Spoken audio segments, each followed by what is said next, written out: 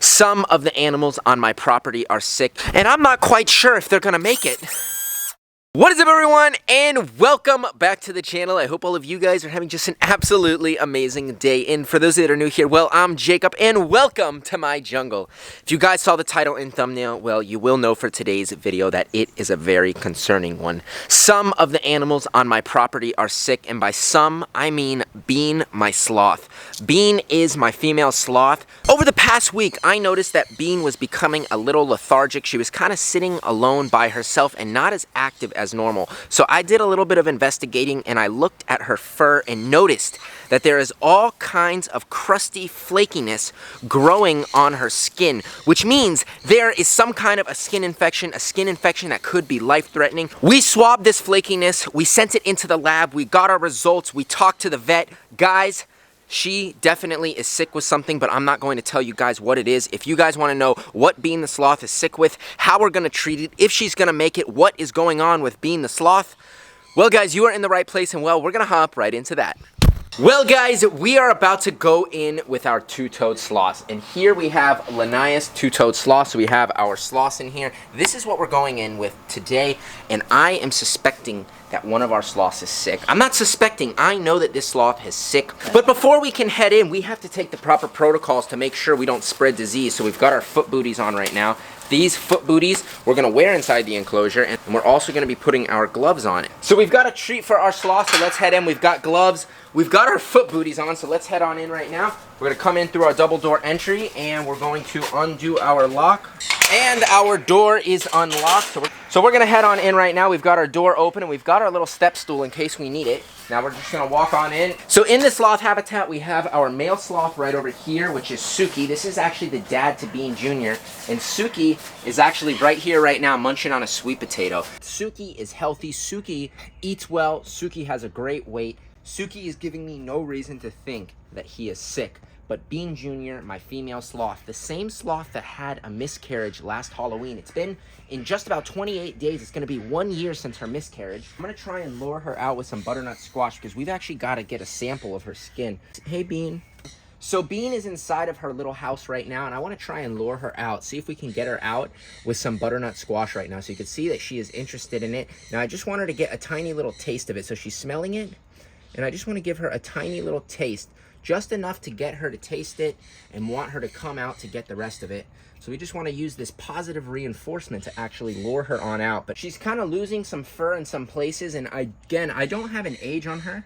Bean just came on out right now, and I want to try and get her to come over here. So let's kind of lure her up right now. Let's see if I can lure her. Let's try to just give her this little snack right here and in place. But if you guys come right here and you look, it's going to be hard to see. Well, right here, her skin looks good. I'm not sure if you can see it, but there's some flaky skin right here. This flakiness is what I suspect to be some sort of a skin infection on the surface. So I'm not sure if you guys can see this right here, but all of this flakiness, that is what I'm concerned about. That flakiness could be some sort of a skin infection. Well, not maybe, but I'm almost positive. Now, what we have to do is identify what this is. So what we want to do now is we want to get a culture of the flaky skin. If we can get a good swab, we'll actually grow the bacteria in this tube, and we'll be able to find out exactly what is on her skin right here. So if we come here, we just want to locate a nice flaky area. Right here is a pretty good flaky area. You can see there's some of this flakiness right here. Basically, we want to use this sterile swab. Jacob, watch out. Look behind you. Oh my gosh. So we have Suki coming to investigate what I'm doing. I'm here messing with his girlfriend. Hey, what's up, buddy? Do you want a kiss? So we've located this flaky area. So what we want to do is take this swab, and we want to kind of push it into the skin, and we want to rub it just like this, all on that flakiness. And by getting this deep culture swab just like this, right on that flakiness, well, I think that that is enough right there. So what we did right now is we got a sample of the bacteria. Now, you can't see it. That's on a microscopic level. We want to pop this tube off right here, and we want to take this just like this.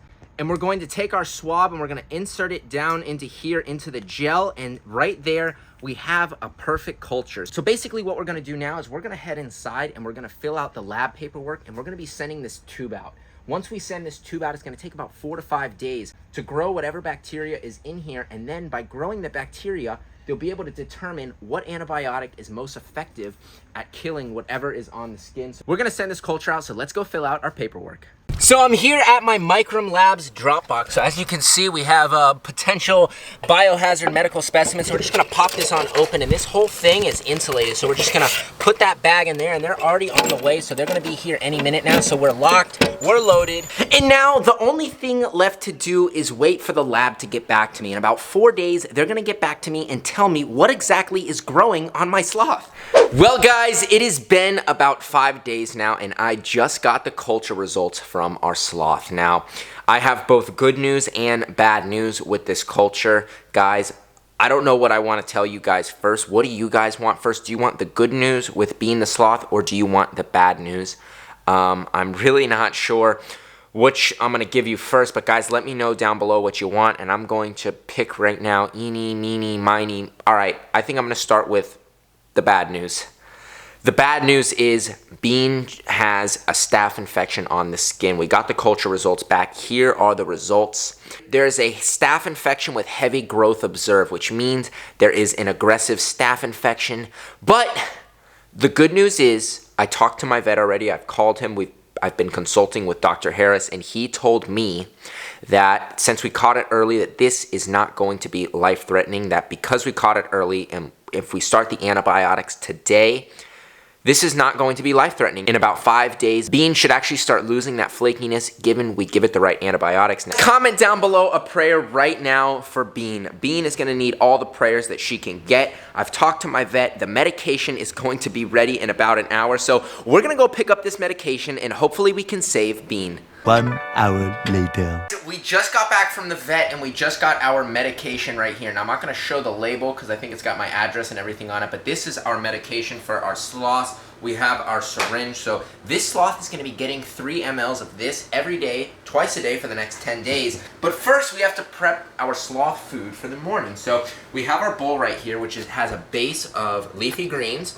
Every single day the sloth gets carrot, sweet potato, butternut squash, and zucchini. For these 2 sloths, we're gonna put about yay much carrots right here. We're gonna take our carrots and we're just gonna kind of lay them on in the bowl. We're gonna do the same exact thing for sweet potato. We'll put about that much sweet potato, and we're gonna put a handful of this butternut squash in here. And then we're gonna top it off with some freshly chopped zucchini. So we have our freshly chopped zucchini right here. And to finish the bowl off, we have some Leaf Eater biscuits. This Leaf Eater biscuit is high in fiber, and these sloths need a high fiber diet. So we're gonna put 1, 2, 3, 4, 5, 6, 7, 8 biscuits is like the magic number. We could do about 4 for each sloth. So let's actually get our antibiotics ready. So we're just gonna put our syringe right on here just like that. We're gonna kind of shake it like this, and then we're gonna draw the syringe to 3 ml. So right there is that 3 mLs, and we're just gonna twist that on off, and we have our medication. We've got our food, we've got our medication, so let's get this food put away and let's go save our sloth. We're back in the sloth exhibit. We have our food bowl, we have our medication, and thankfully today, Bean is actually right here ready to get the first dose of medication. I have some boiled sweet potato right here, which I just kind of want to give her as a snack at first to get her to chew it. So we've got this boiled sweet potato right here. And then I want to take our antibiotics as she's chewing it and just squirt a little bit at a time. And I think that that's how we're going to get the antibiotics in her. If we squirt it all at one time, I don't think she's going to take it. I think she'll spit it out. But if we kind of mix it in and mask it with this sweet potato, guys, I think she's going to enjoy it. Bean is actually one of the most gentle sloths I've ever encountered. Many sloths are quite aggressive, so we're just going to stick that in and we're just going to put most of it in. As you can see, we're almost done with our medication. We got our first medication, and my vet actually informed me that in about 5 days I should start seeing that flakiness peel off. It looks like we have Suki coming out. Suki, would you like a butternut squash? So we're gonna keep Suki distracted right there, and I think we can get our last bit of antibiotics in right now. Come in right now. We're gonna go 1, 2, and guys, we did it. We gave her her first dose of antibiotics. Now, if we didn't give this antibiotic and we didn't catch this staph infection in time, well, this could have taken over the body. And that is why it's important when you own animals to be checking up on them. And that's why it's very important to have the proper protocols in place to be checking up on your animals, looking at their stools, checking up on their skin, looking at their eyes. By doing all of those things on a daily basis, well, that's how you can ensure you have happy and healthy animals.